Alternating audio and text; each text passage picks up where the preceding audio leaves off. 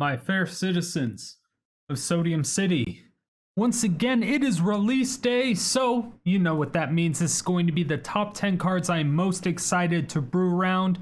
Again, I feel that it is boring, and nobody cares what I have to say about every single card in the set, obviously, because I don't even care what I have to say about every card in the set. So let's get into the top 10 because these are going to just be the most fun cards. If you have any ideas for other cards that are going to be extremely fun to brew around, because I might have missed something, who knows? Let me know in the comments section below of what kind of combos or weird, wacky things that you think are going to be good.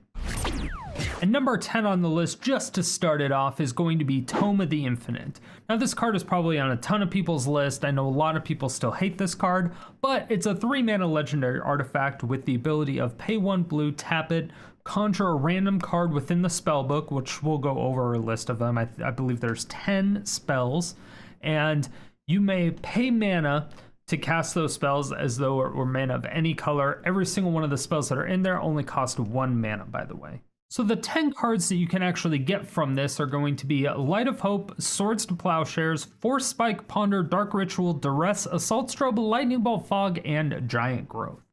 Now, some of these cards are good, most of them are not, so you will have to keep that in mind, but we're going to try to combine this with Paradox Engine. Paradox Engine is a 5-mana artifact. Whenever you cast a spell, untap all non-land permanents you control. So if you have 2 Skyclave Relics, for instance, you can pay 1 Skyclave Relic for blue, activate Tome of the Infinite's ability, conjure a card that costs 1, and then use your other Skyclave Relic to cast that card, and then it's going to untap both your Skyclave Relics and your Tome of the Infinite, and you can do the whole thing over again. Obviously, there are a few cards within the Tome of the Infinite spellbook that you don't want to cast, or you just cannot cast, like Assault Strobe requires you to have a target, Giant Growth, same, Swords to Plowshares, Force Spike requires a spell for you to counter. So there are cards that you just cannot go infinite with. There's 4 out of 10. So it is kind of shitty, but at the same time, there are ways around that as far as drawing additional cards, some other ways like with Ponder, hopefully that helps, or if you have other cards to assist with that. So there's a few things you can do to get around it, and hopefully you just build up enough lightning bolts to kill them, or you just use other win conditions that most mono brown decks do, or the blue artifact decks, whatever it is. Either way, I think it has a lot of potential and it could probably be fun. I don't think it's going to be good per se, but I think it'll be fun. So clocking in at number 9 is going to be Bogardan Hellkite. Now I know it's a creature and it doesn't seem very good, but it is an 8-mana 5/5. It does have flash, which is cool, but nobody's gonna cast a 5/5 for 8 mana, right? Let's be honest here. When it enters the battlefield, just whenever it enters the battlefield. Doesn't say you have to cast it, just whenever it enters the battlefield. So it can be copies, it can be tokens. Whenever it enters the battlefield, it deals 5 damage divided as you choose among any number of target creatures and or players. So it doesn't hit planeswalkers. That's also important to note. That does kind of suck, but it does do the damages. So then if we combine that card with another card like Terror of the Peaks, which is a 5-mana 5/4 flyer with the ability of whenever another creature enters the battlefield under your control, Terror of the Peaks deals damage equal to that creature's power to any target. So then, all of a sudden, when this card enters the battlefield, you're doing 10 damage, most likely to the opponent's face, which is pretty nice, right? And obviously, there's more efficient ways to do this. However, there seems to be a lot more fun things to do with dragons with the new Jumpstart set. So it's not necessarily the Bogardan Hellkite specifically that I'm excited to brew around. It's more dragons as a whole.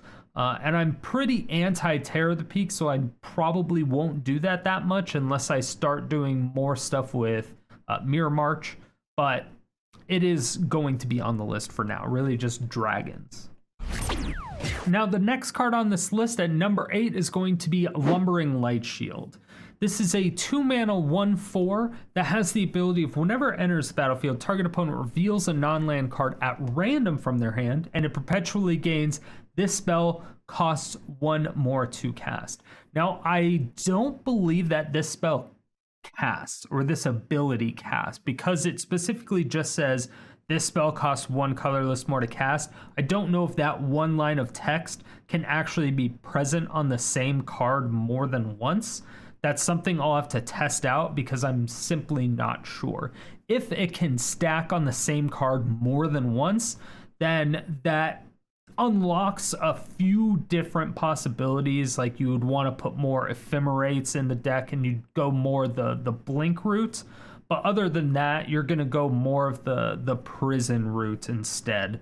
That's more control-y, like Redain and God Pharaoh statue, things that tax the opponent more and more instead of just blinking and being more annoying than anything else.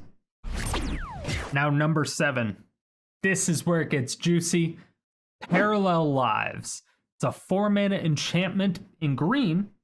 If an effect were to put 1 or more tokens onto the battlefield under your control, it puts twice that many of those tokens on the battlefield instead. So this is essentially the same exact thing as Anointed Procession, but it's green instead of white.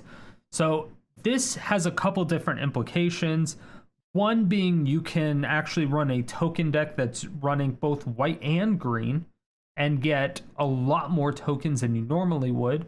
Or you can really just have a lot more abilities to get this card out on the battlefield.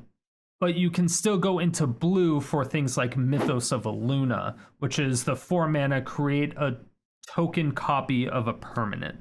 So there's a lot of things that you can do. It actually unlocks a few other possibilities without having to go into white and just kind of forcing you into that pool of cards, but actually unlocking green and then unlocking both black and or possibly red. There's a lot of things that you can do at this point. I'm really excited. Running this with Genesis Ultimatum could definitely help in some ways.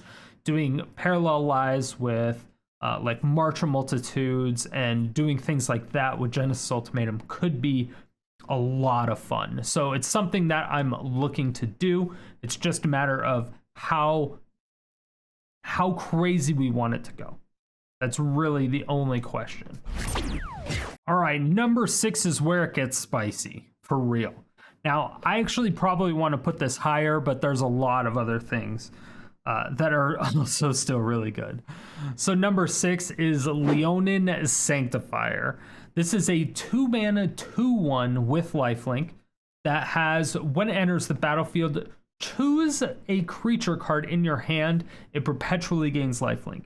Now this is awesome because you're just choosing it, so you don't have to reveal it, nothing. The opponents have no idea what card you chose that you gave lifelink. So it's a complete mystery, which I like. I like keeping them in the dark. I don't want to have to reveal information, especially when you're playing a ton of jank. Giving them the mystery is really a lot of the ways that you win, right? Just being like, whoa, what the fuck was that? It's the element of surprise, I believe is what they call it. So for the element of surprise, we're going to run Demon Lord Bells and Lock. Now, I bet none of you saw that coming, or at least I don't think any of you saw that coming. Demon Lord Bells and Lock is a 6-mana legendary Elder Demon. It's a 6/6. It's a super fun card. I like playing with it, but it's old and it's a little bit too weak for the current meta and has been for a couple years now, right?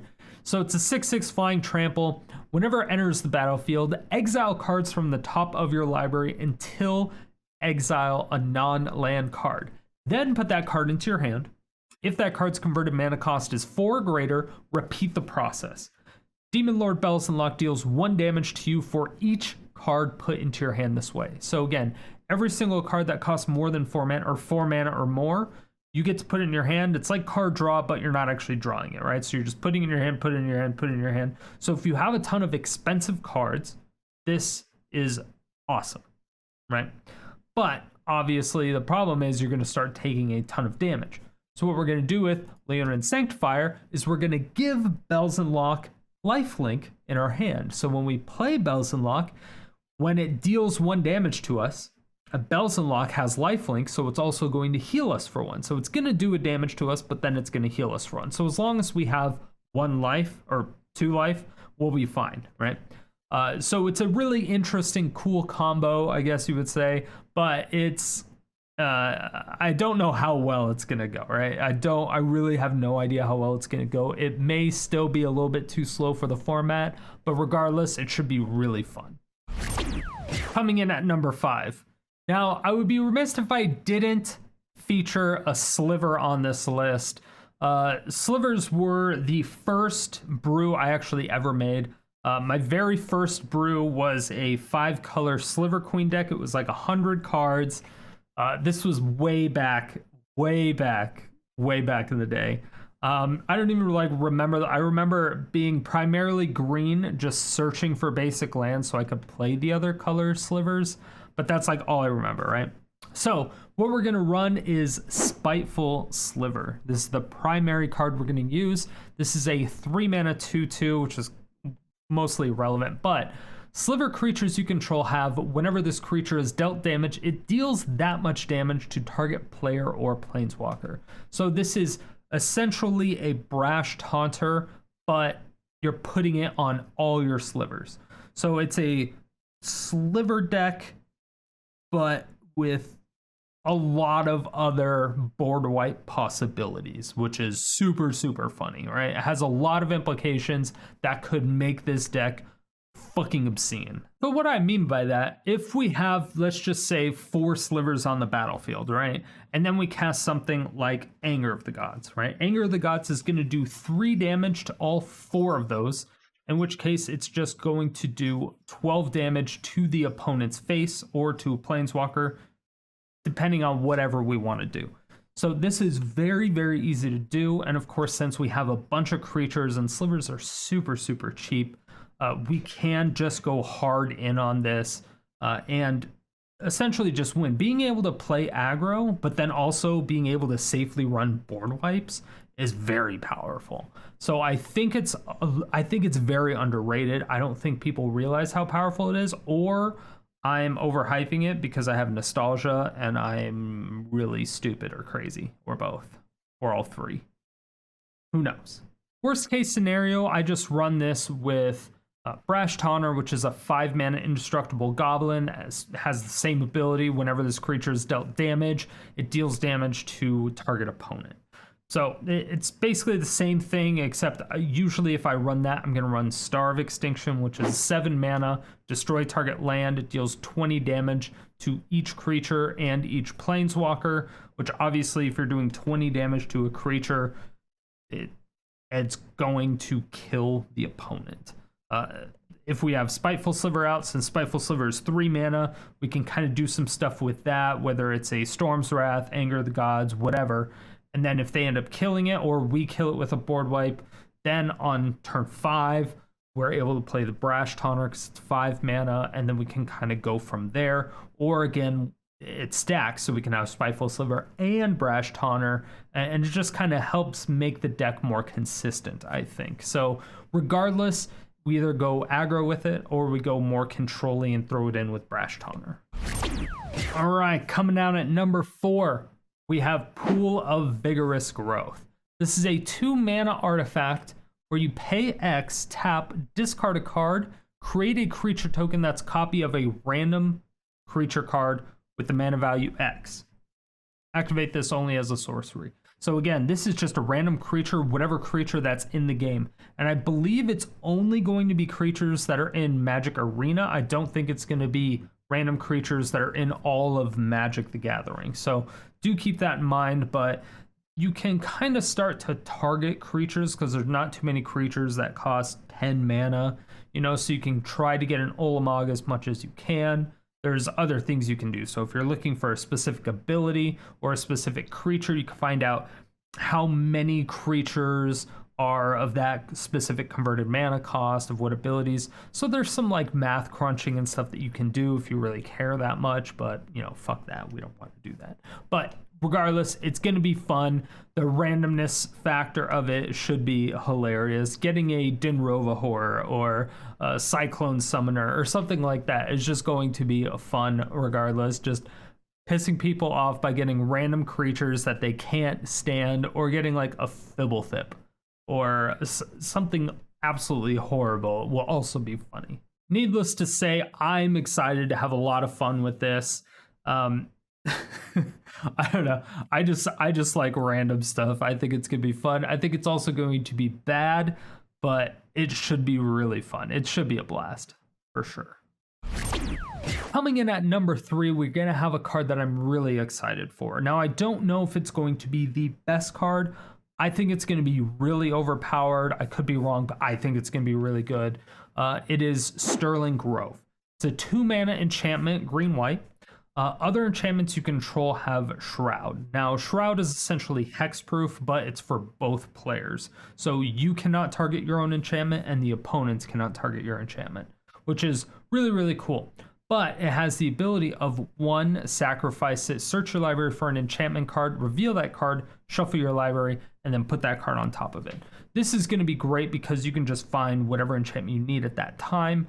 It's, in my opinion, it's a little bit better than a tutor, because not only can you get it out on turn 2, and then on turn 3, you can just let it sit there, or you can pay 1 to shuffle your library again if you need to, or you could just find exactly what you need when you need to. You can do it at the end of the opponent's turn if you want to guarantee that you draw it your next turn, unlike the other enchantment searches where they're always sorceries and you're forced to tap out on your turn in order to find them, which leaves you vulnerable to a discard spell. This way, you're not vulnerable to discard. The only thing you're vulnerable to really is a mill spell, like an instant speed mill, something like that. So I think this is a lot better than people may think. I'm really excited about it. And putting it in with like haphazard bombardment should be super fun.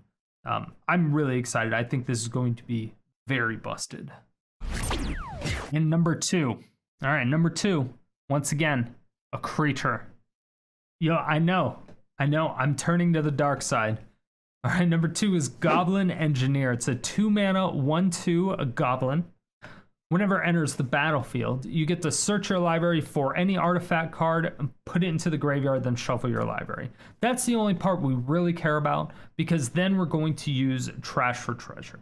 So Trash for Treasure is a 3-mana sorcery. An additional cost to cast the spell, you sacrifice an artifact, but what you get to do is you get to return an artifact from your graveyard to the battlefield.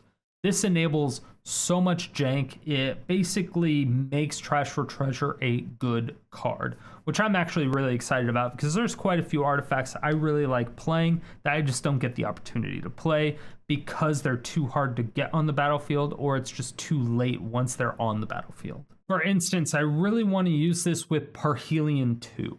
Parhelion 2 is a really expensive artifact, but I'm really excited to use it again. The Magic Mirror would be amazing for the extra card draw, getting that down on turn 3. God Pharaoh Statue on turn 3 is ridiculous. The Immortal Sun on turn 3 is nice. Not as good as the others. I mean, it's great for the card draw, don't get me wrong, but compared to like God Pharaoh Statue, Parhelion 2 on turn 3, you're not really going to get too much because you still have to crew the thing. But there's other cards that you can use in order to turn that into an actual creature, which is good enough. And obviously you can use things like a Chroma's Memorial, Platinum Angel, other artifacts like that if you really want to. But the ones that I'm really excited to do are Parhelion 2 more than anything else, and then God Pharaoh Statue, because those are two of some of my favorite cards, especially artifacts. Now, clocking in at number 1 is going to be my new favorite combo piece. There's really only going to be one combo for this, and that is going to be Rise and Shine. This is a 2-mana sorcery. I'm never really going to cast it as that, but target non-creature artifact you control becomes a 0/0 artifact creature, and then you put 4 +1/+1 counters on each artifact that became a creature this way. And then it also has the ability of Overload 6. So instead of paying 2 mana for it, you pay 6, which is you cast the spell for its overload cost. If you do, change text by replacing all instances of target with each. So instead of target non-artifact creature you control becomes 0/0, it's each non-artifact creature. So if we have like 30 treasure tokens, for instance, all of them become 0/0s, and then we put 4+1/+1 counters on every single one of them. So that's exactly what we're going to try to do. But the next part, obviously, is going to how do we make a ton of treasures, and then how do we attack in with everything because they don't have haste, right? Those are the two things that we really have to figure out. So one of the ways that we're going to be generating treasures is through Smothering Tithe, which is a 4 mana enchantment. Whenever an opponent draws a card, they may pay 2 colorless. If they don't, you create a treasure token. This is just great, right? It either prevents them from spending their mana, or it gives us a treasure token, which is leading us to our win condition. So it's a win-win-win-win-win. Now, the way we're going to get a ton of treasures is by using things like Mythos of Illuna to copy the Smothering Tithe, or any other way we can copy Smothering Tithe or get multiple of them out, and then casting things like Memory or Emergency Powers, which is essentially each player shuffles their hand and graveyard into their library and then draws 7 cards. So this is great because we're forcing them to draw 7 cards, which means they have to pay 2 colorless for every single card that they drew, or if we have more than one Smothering Tithe out, they have to pay 4 for every card they drew. Most likely at that point in time, late game, when we're about to combo off and win, they're either going to be tapped out, or they're only going to have, like, even if they only have like 10 mana open, they're only going to be able to pay for 5 max treasures. We're going to make them draw 7 cards. We're going to draw 7 new ones. Then we can cast another Memory or another Emergency Powers. There's just so many things that we can do with it, right? So we can go absolutely crazy with it. The way that we're going to have to give these haste are going to be through Akroma's Memorial. The cool thing about Emergency Powers is that if you cast it on your main phase, you get to put a card with the mana value 7 or less from your hand onto the battlefield. So that's both haste, protection from black, and protection from red. So this is just amazing in general. It's freaking ridiculous, right? It's ridiculously good. So obviously, after we do that, hopefully at some point in time, we're also able to get the Rise and Shine, which then we overload, and that's just 6 mana. We should have a ton of treasures at that point, hopefully 20 or 30 treasures. We overload it, and then we swing in for a ton of different 4/4s, flying, first strike, vigilance. We're just doing everything, and they're all treasures, so we don't really care if they die. And it just kind of goes from there. We just have to hope they don't have a Settle the Wreckage, right? That's the biggest thing. If they don't have a Settle the Wreckage, we're fine, right? We're absolutely fine if they don't have a Settle the Wreckage. And that is going to conclude the top 10 cards that Strider of Sodium City is most excited to brew around. These are the jankiest cards that I was able to find and what got my brain juices going. So if there's any cards that you think that I should be brewing around, then please let me know in the comments section below. And then make sure to stay salty and subscribe to the channel. Thank you all so much for watching. If you made it to this point, it means you either really enjoyed the video or you fell asleep and I'm waking you up now. Either way, thank you for all the support. I really do appreciate it. If you want to see more videos like this, hit that subscribe button, hit the bell notification, come out with videos 7 days a week.